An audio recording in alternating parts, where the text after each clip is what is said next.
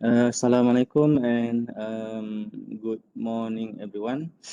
Right, this is our replacement session for yesterday, 1 hour. All right, so in this session, we will discuss on still on the general topic of programming for microprocessor. Right, so we will look back at we will refer back to the book. This book, the microprocessor system real world design. Right, I haven't shared first. I need to share first. So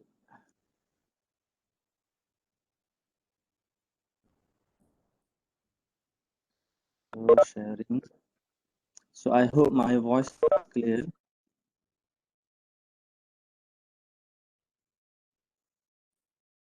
It's clear, Doctor. All right, thank you.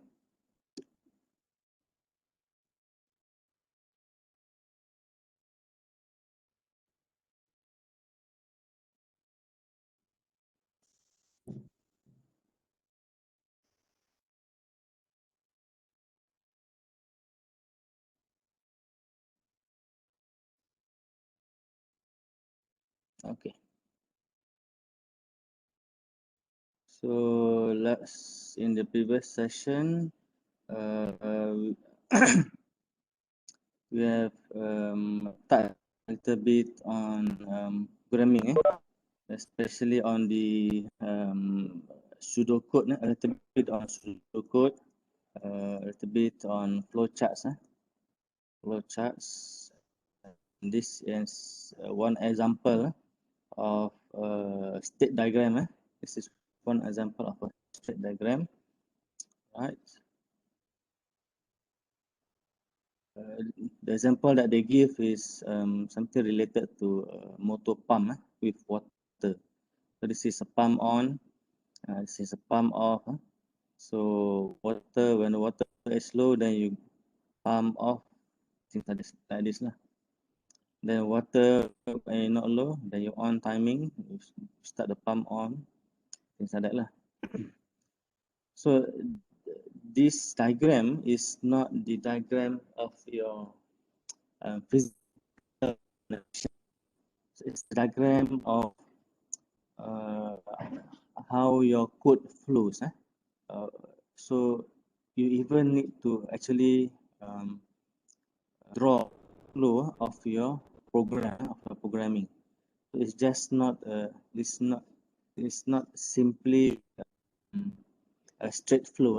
So when you have the if else condition, you would want to have if sensor reading is less than some value, then what do you want to do with that? You want to activate something else, right? Or you want to, you can go back to repeat and back, or you can skip to some future process. So instead of doing some sequential process, right?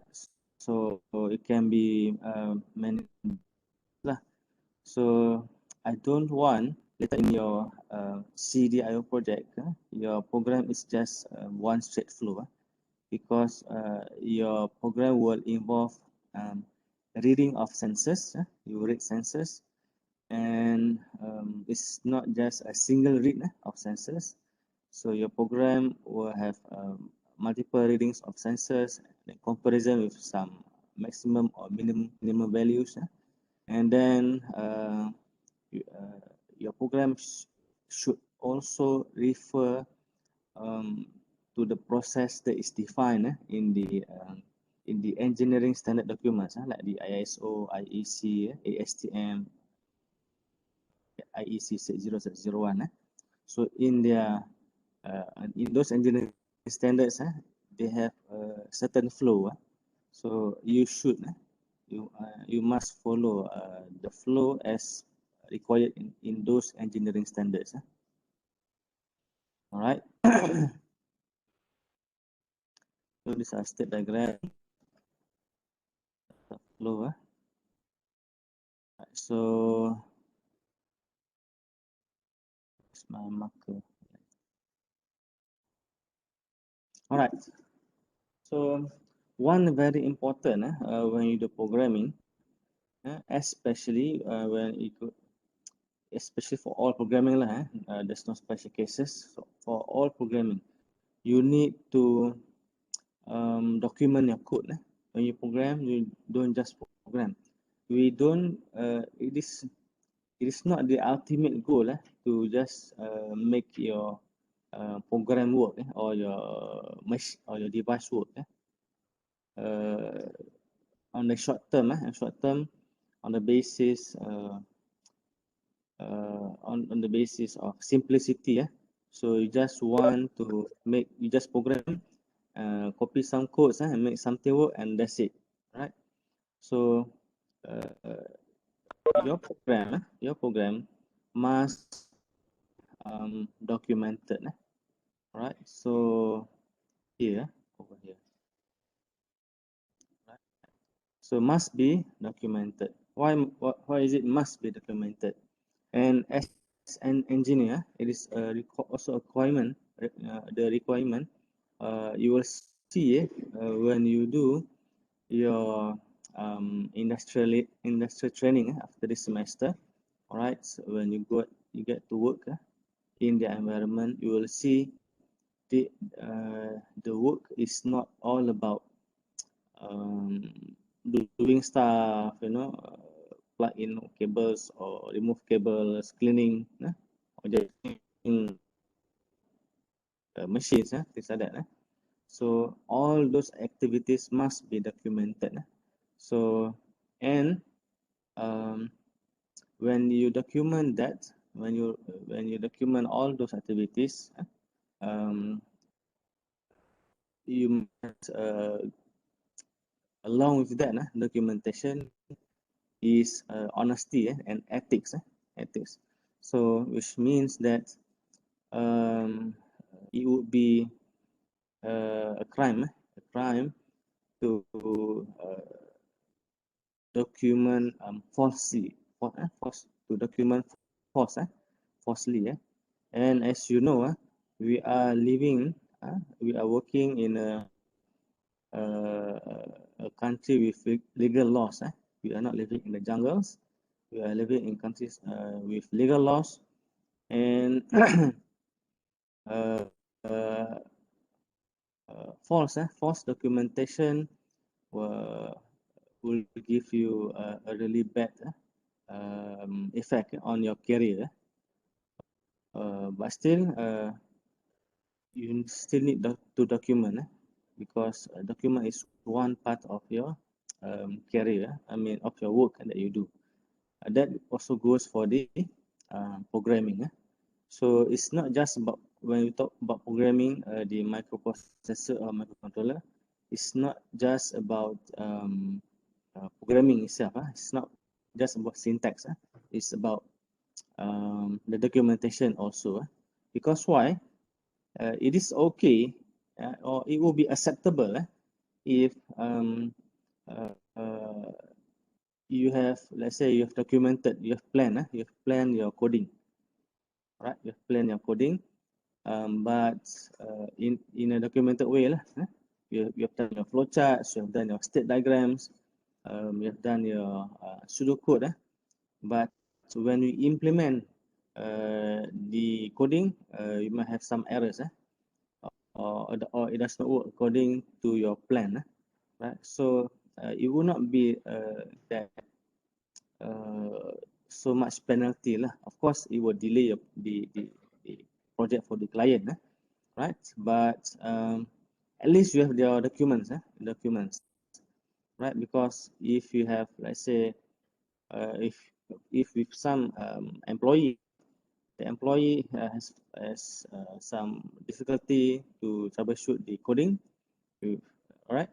So we can always find another programmer, right? But still, the another programmer still needs to know, all right, what needs to be done, right? So that is where the role of the documentation of the programming needs to come. That's where the role of the documentation. So before doing the programming, you need to have the documentation first. All right. So like I've discussed and touch a little bit on the previous session. So let's read some example over here. So before going to the various documentation methods, I want to give you some background on the pool timer software. So this is they want to give an example of the pool timer. The pool is swimming pool. Swimming pool. Timer means yeah. So the pool will have some pump and it will pump according to certain timings program inside the software. So they call the pool timer software. So the pool timer software has a polling loop. There's one term here, polling, right? Polling loop. So and a chunk of code that processes the 250 Hz timer interrupt. So you have a timer interrupt.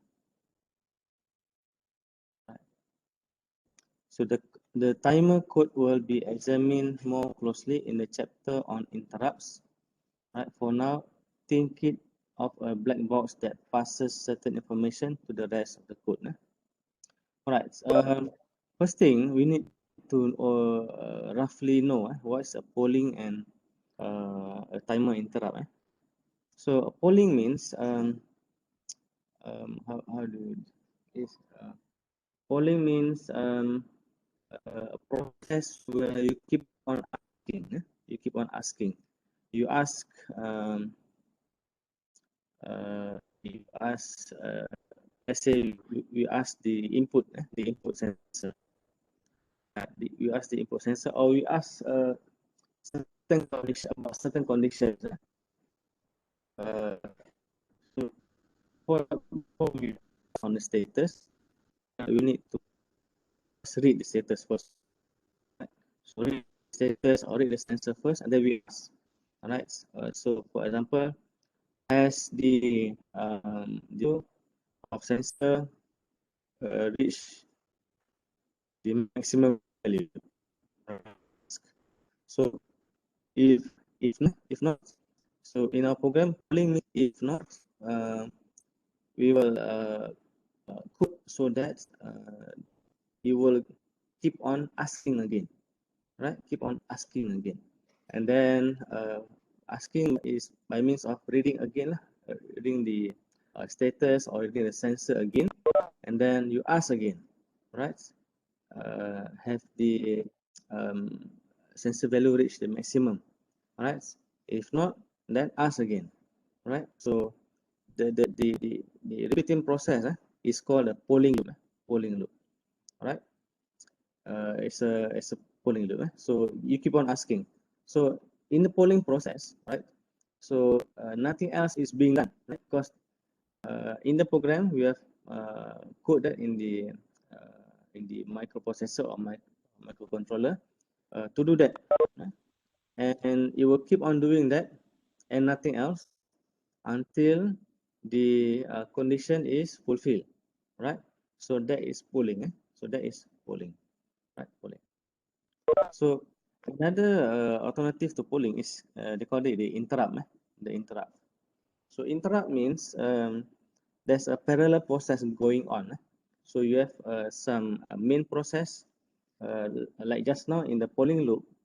All right, the main process is the loop, right? You have the main program. You have the main program that goes down, right? This, do this, do that. Blink the LED, on the LED, off the LED, delay, things like that. And then you reach the conditional, the conditional coding. Let's say you want to only when the sensor reach maximum value, then you will proceed down to the next line of code. So that is still the main code. So the polling, when it is in the main code, so it will do nothing else. It will keep on polling, all right, until the requirement is fulfilled, and then it will go to the next line of in the main code. All right. But in interrupt means there's a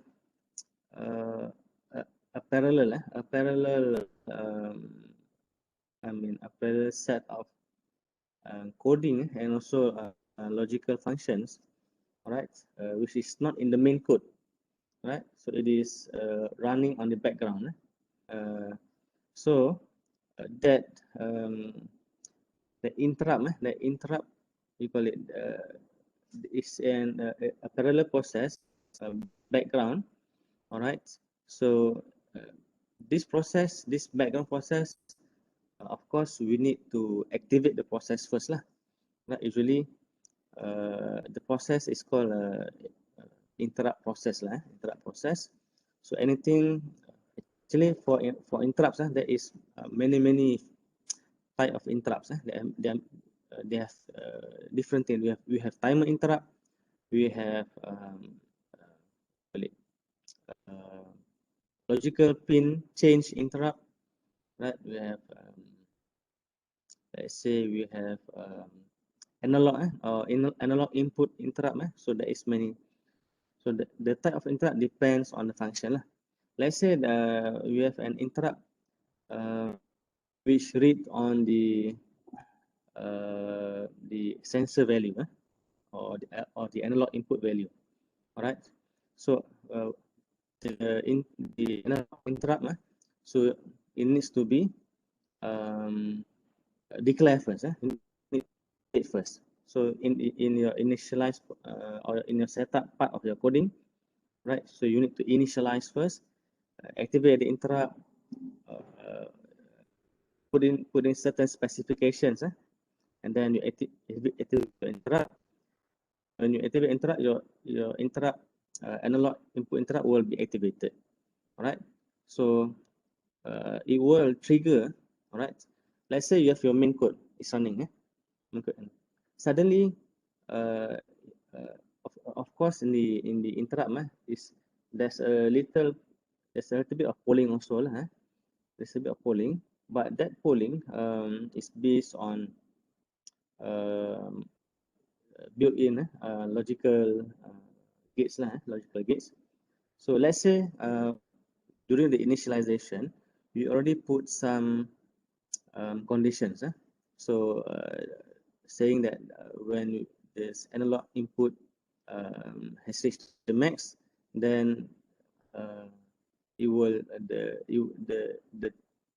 interrupt, the analog input interrupt will give a flag or trigger. All right. So what happens here is that you have your interrupt.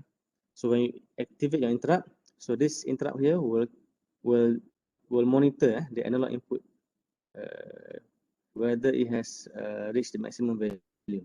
All right, here.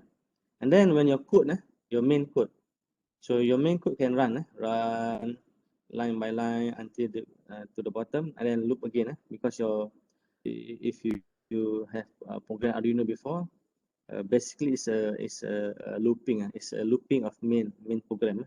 So after you finish your main program, and then it will go back, right? So your main code is about doing doing all those instructions in the main code lah. All right.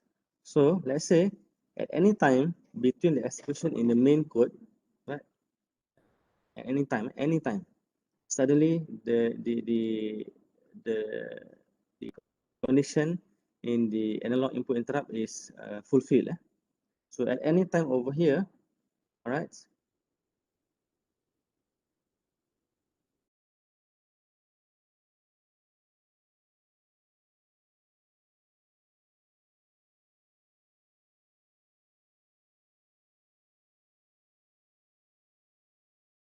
Interrupt service routine. That we will look further in the interrupt chapter in the following weeks. So we go to the interrupt service routine, and the interrupt service routine is a set of code that you want to do, right? Let's say after the input value is reached, the annual input value is reached, and then what do you want it to do? So your code is in the interrupt service routine. After finishing that small code of interrupt service routine, all right, then the microprocessor will bring back to your main code. You will go back to your main code and then continue from where you have left, right? And then proceed on doing the main code, right? So that's the difference between polling and interrupt. So for polling, your main code is stuck. It's stuck over there, right? Whereas for interrupt, you can have a main code, and you can have background interrupts monitoring. So you can monitor many things. You can monitor timer, you can monitor analog, you can monitor pin changes, right? There are so many things you can monitor on the background, and when certain criteria has reached within the interrupt, the main code will stop for a while, finish the process inside the interrupt service routine, then go back to the main code where it has left off earlier and continue from there.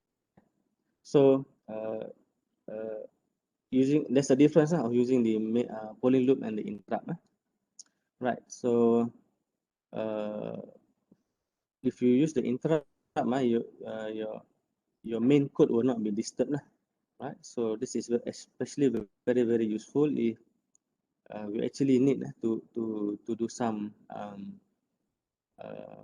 background monitoring of sensors. This is good. So this is and you will need to implement this technique also for your CDAO program. Right, so the timer code will be examined more closely on the chapter. Okay, so for now, okay, black box. All right, so polling exists. I've already discussed on polling, so you can read on your own after this. Right, so you have some idle loop, super loop, or background loop. However, this is based. You can actually have like loop within loops and loop within loops. So, but the program would be quite complex and the flowchart will also be very complex. So usually, if you want to have multiple monitoring of background, background monitoring, multiple background monitoring of sensors or timers or values, things like that, it is best to use interrupt right? So, all right.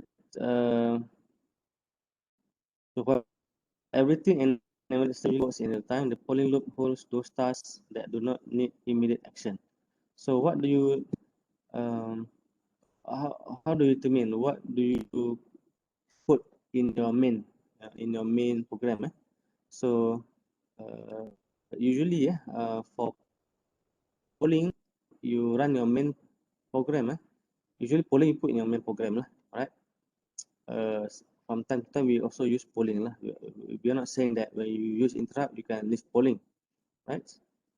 So polling is usually you put that in your main coding or in your main loop, but usually the main code or in the polling loop, you put those tasks that is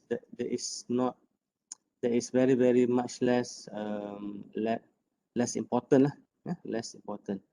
Only where you want to read some where you have some critical tasks, time critical tasks, sensor critical tasks.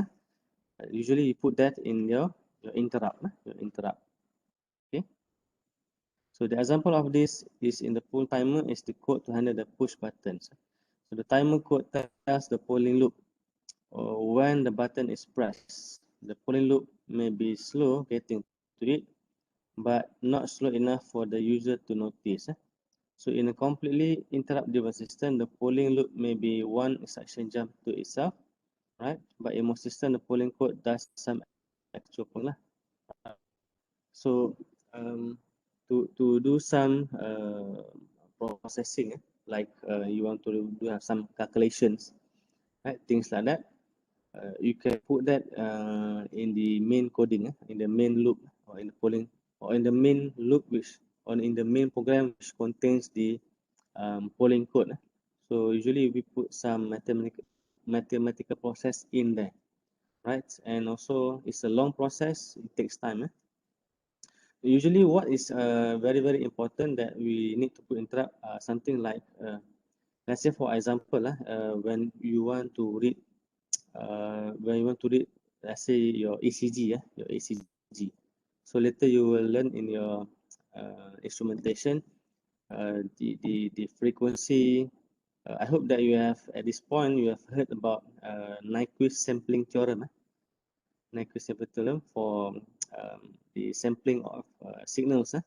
So let's say your ECG, the bandwidth is between 0 to 100 hertz.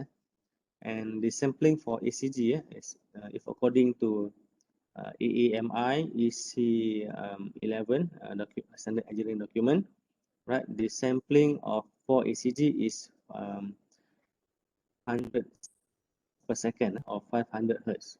All right. So it must be the minimum. All right. So that sampling rate is usually very critical because we don't want to have sampling rate that changes. That because sampling means first you get a value of part of the signal in your ECG, and then after, let's say 20 sorry, if 500 is 2 milliseconds. After 2 milliseconds, you want to read again one part of the signal in the ECG. After 2 milliseconds exactly, you want to read again, right? So the time is very critical, and it must be consistent, and that it should be exactly 2 milliseconds. So we want to avoid things like the first sample is 2 milliseconds, the next is 2.1, or the next is 2.05. So the sampling is not consistent. So when we reconstruct back the signal, the ECG signal, right, you will not have the best representation of the real signal, right? So to have a accurate representation of the ECG signal inside the microprocessor, so the sampling time is very critical, and therefore usually programmers put the sampling process inside the interrupt, right? And the calculations, when you get all your data, all the values from your ECG, they want to calculate the peak of the P wave, the peak of QRS, things like that. So they put that in the main coding. Right? So something which is, of course, the calculation is important, but in terms of time, time it is less critical compared to the sampling of your ECG signal. So in this case, right. So this is a process. So the pull timer polling loop continuously checks this processes. So I think I should highlight this example also, right? So the pull polling loop continuously checks this processes. So this is his case, the authors of this book. So the motor control code, which handles the motor on or off control, the motor control code. So there's a motor control code, a code for motor control. So this one handles the motor on or off. Right. So there's another code, the power failure code. This one which blinks the display after power up until the user presses the set button. So another set of code, right, with a specific task. And then you have the normal timekeeping code. So a specific code to which do the timekeeping. So which keeps tracks of when the time changes from on to off, and handles off, on, off, or override. So it keeps track. So this is something like logging, because usually in engineering machines, if let's say a ventilator machine or a hemodialysis machine, so from the user side, very easy lah, right? But technically inside, it's very complex, and we as engineers needs to know, right? Usually and in the machine, of course we have sensors, and we have problems like the tubes get loose, right? There's too much high pressure, right? Something is stuck in the hose, there's some blockage, right? So so so everything errors, success process, so all that needs to be tracked in terms of time lah. So that's and therefore we have the timekeeping code, the code which the coding to monitor the time process, and will record the time when there is when you on the machine, when you off the machine. So when or what something happens in the machine. So that's a timekeeping code. Then lastly, the time set mode, which allows a new on or off time to be entered. So another set of code which this one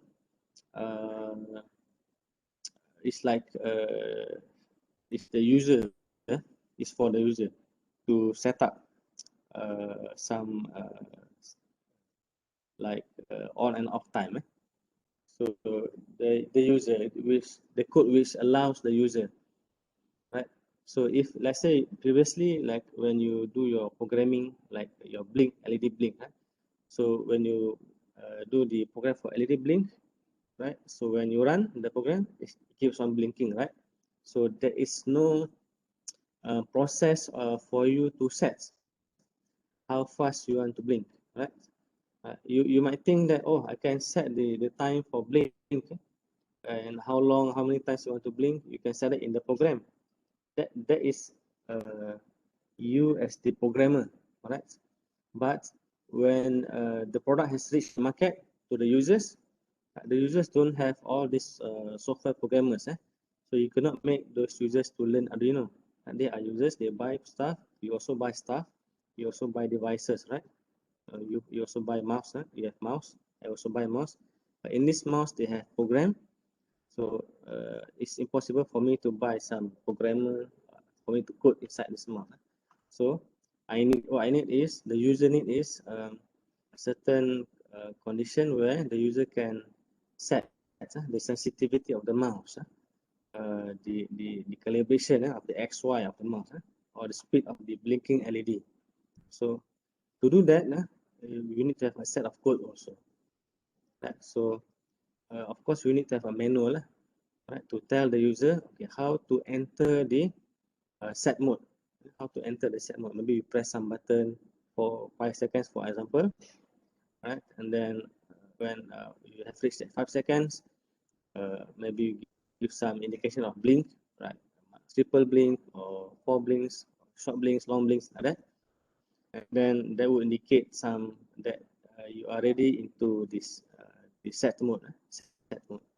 And then the user will put some values by through some push buttons, and then exit the set mode, and then the program will run. It will go back to the main program with the new time settings lah, right? So we should do that also. We should have also the users setting mode for your CDIO project. Okay. So here you can see many tasks. If previously you learn about the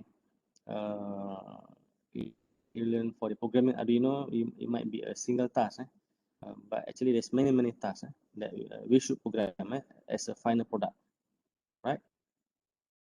So the Pony loop sequentially checks for each event, right? It checks for timeout, checks for button press and others, and takes the necessary action. right? So this is what the client want, for example, what the client wants to have all these features of codings. So like we have touched a little bit previously on the documentation. So you need to describe first before you do the actual programming, right? You need to describe your software design first. So one method is for you to use the data flow diagram. Right? So data flow diagram shows the process as a block or circle. And then you have lines connecting blocks from blocks, showing what type of information. Of course, when you have your processors, when you have some processors, you need to have data, right? You pass some data, the data is processed in that block. After finishing the process, you want to pass the data to the next block. It's like that, right? So let's look at the example data flow for the data flow diagram for the full timer. So over here, right? So this is the, let's try to understand. Right? And this is what you should also follow, all right? In terms of your, to describe what you should do, describe what your program should do, right? So now, right, we are seeing that the microprocessor subject is not just about electronics, understanding electronics, practicing like connecting wires and things like that. Another important part of microprocessor is the programming part, and this is as important as knowing the physical connections and the electronics of the microprocessor, right? So you need to have this first, and then you can start doing the your actual programming, right? And also, this is also very important. And as a product, when you do and use some products, right? Let's say just in our case for CDIO, we mentioned that IR Dr. Ahmad, he is stuck to use his 80 mega 328. He is stuck because he has lots of them. He doesn't want to waste his his capital. He has put so much money on that 80 mega 328, so he want to finish that off first before changing to a new microcontroller, for example, right? But when he have the good thing is that when his engineers have this software data flow diagram, all right, they have documented this. When they have documented this,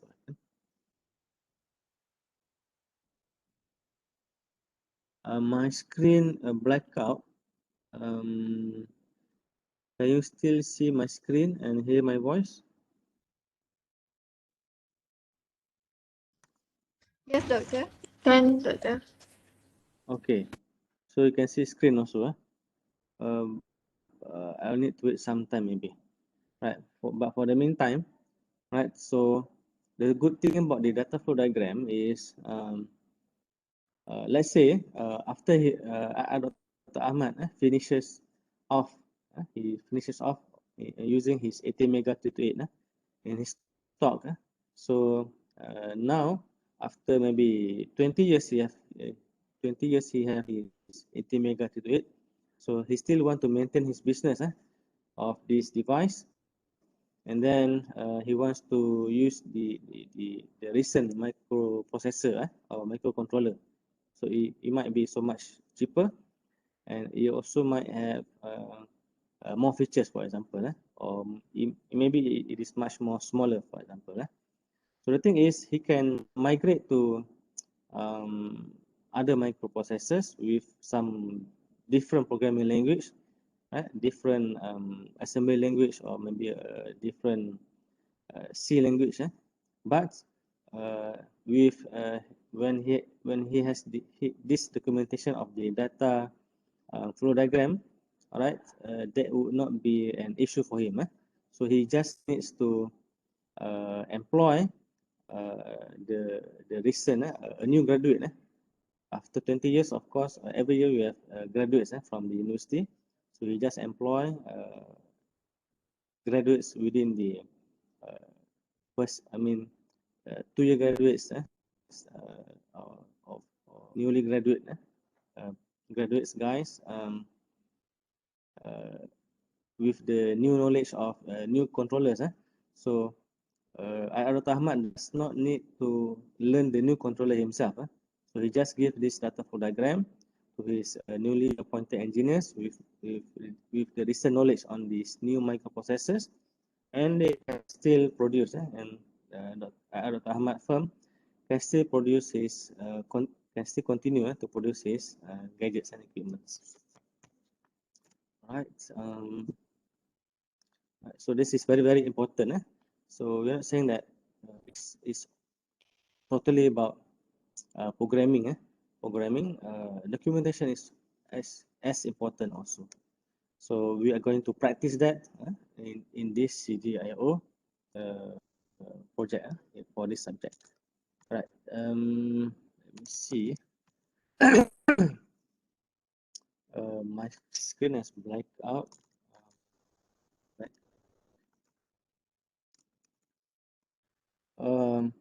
Okay, I think we'll finish this session here. Maybe I will continue another 1 hour. Right. Offline, and I will give you the links after that. Okay. So I hope that will be okay for you guys. So thank you all, and have a nice weekend. So but still also prepare for your slides. So please, you can also show me your draft slides before your actual presentation. Please do so. So the interaction between engineers and managers, engineers and managers, is a continuing process. It's not like when let's say I give you task, you will only show me back when you have totally finished that. No. So the process and the process that happens in the real world, right? You need to show back some initial draft, see whether your progress is okay, right? So you should do that. So I'm also waiting for you guys to do that before sending your final presentation. Okay. The thing is about this process of learning. I think you should know about this. In the process of learning, we have the process of we call it the formative learning. Formative learning. And then we have the form of summative learning. Your final exam is or your test 1 and your test 2. You got the summative learning. So if you have you are evaluated based on what you have understand within a given time. So it's evaluated from there. It's fixed. It's right. It's based on that. Right. For formative learning, it's a continuous process. So it is continuous process, and formative learning is that we want you to build up everyone. This one, we want everyone to achieve their very maximum, the very optimum, the very best for scores. So for formative learning, the more you engage with lecturers,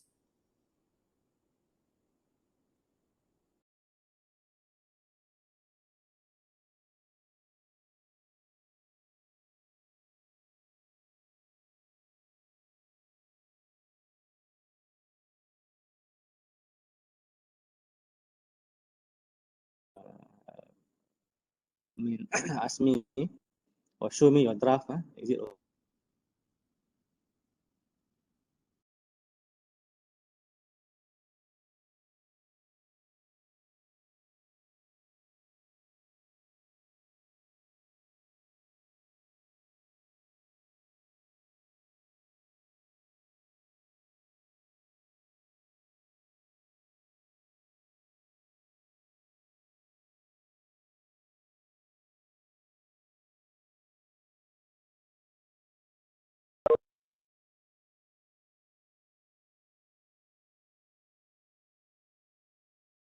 Doctor, we can't hear your voice.